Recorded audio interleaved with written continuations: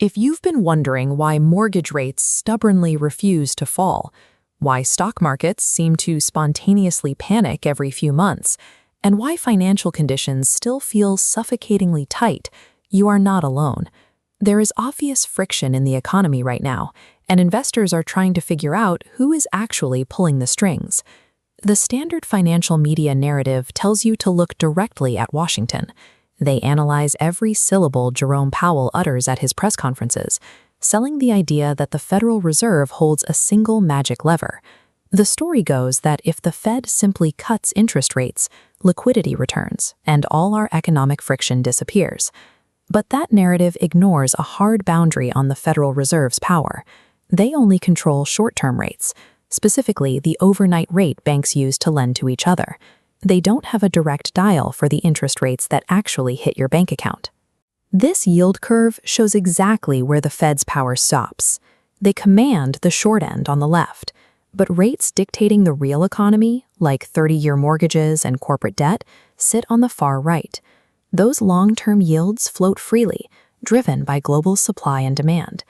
By obsessing over Washington, everyone is staring at the wrong end of the machine.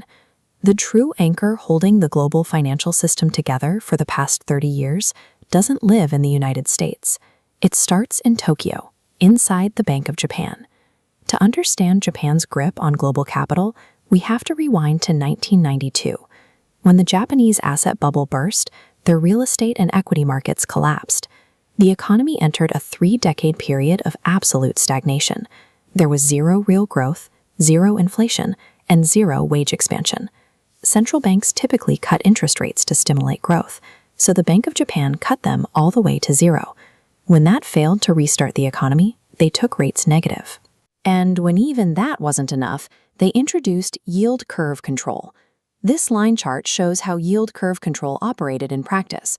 While normal market yields bounce around based on demand, the Japanese government effectively superglued their domestic long-term bond yields to the floor. They capped them near 0%, aggressively buying their own debt to enforce the limit regardless of what the market wanted. This created an immediate mathematical trap for massive domestic investors. If you manage a billion-dollar Japanese pension fund or life insurance portfolio, you need returns, but your domestic government bonds are paying you exactly 0%. You either accept no return on your cash, or you take your money overseas to go shopping. They chose option 2. Out of pure necessity, domestic capital fled the country.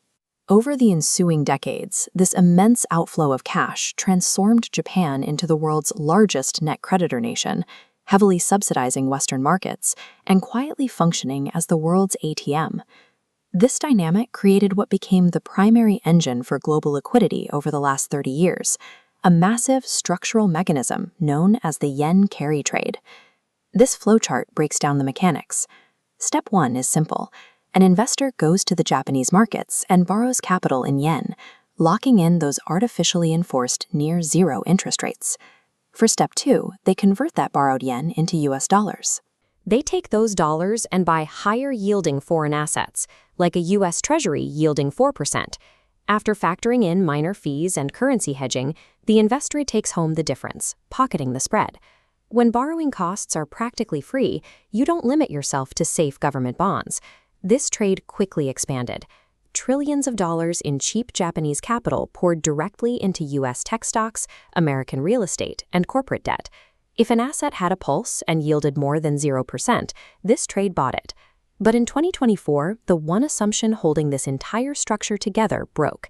The Bank of Japan officially ended yield curve control and raised interest rates for the first time in 17 years. Suddenly, borrowing in yen became expensive. Hedging the currency risk became expensive. By simply nudging rates upward, the foundational math of a multi-trillion-dollar free money machine completely inverted. When the math flips, the capital flows flip with it. Decades worth of money deployed across the globe abruptly started racing back home to Japan. This process is called repatriation, and it is actively draining liquidity from the global system. For decades, Japanese institutions acted as price-insensitive buyers of long-term U.S. government debt, consistently absorbing supply without worrying about the yield. They were the most reliable customer the United States ever had, And Japan is walking away right as the United States Treasury is running massive trillion-dollar annual deficits. The government has to issue towering amounts of new debt every single year just to keep the lights on. This creates a severe supply and demand trap. The U.S. is flooding the market with new treasuries, exactly at the moment its most consistent customer is closing their wallet. This diagram uses a balancing scale to illustrate the mathematical reality of the bond market. If you have an enormous supply of debt and weakening demand, the only way to attract new buyers is to offer them a better return. Long-term Treasury yields have to rise to clear the supply, and the Federal Reserve has no lever to stop it. This isn't just a bond market problem. It cascades into the value of every stock you own. When analysts calculate what a company is worth today, they use long-term bond yields as the benchmark for safe money. If those yields stay high, it acts like a gravity well for stock prices. Investors aren't willing to pay as much for a company's future earnings if they can get a high, guaranteed return from a bond right now. The pain hits the housing market just as directly. Mortgage rates are firmly anchored to long-term Treasury yields. If the 10-year yield refuses to drop, mortgage rates remain high, housing affordability stays frozen, and home transactions suddenly halt. Zoom out to the corporate world and the story is identical. Elevated borrowing costs make credit expensive, which kills deal flow, slows business growth, and tightens risk appetite across the entire economy. For 30 years, the United States economy cruised on the receiving end of the world's largest supply of cheap liquidity. Now that trade is unwinding. The actual threats dictating the cost of your money aren't found in loud Washington press conferences.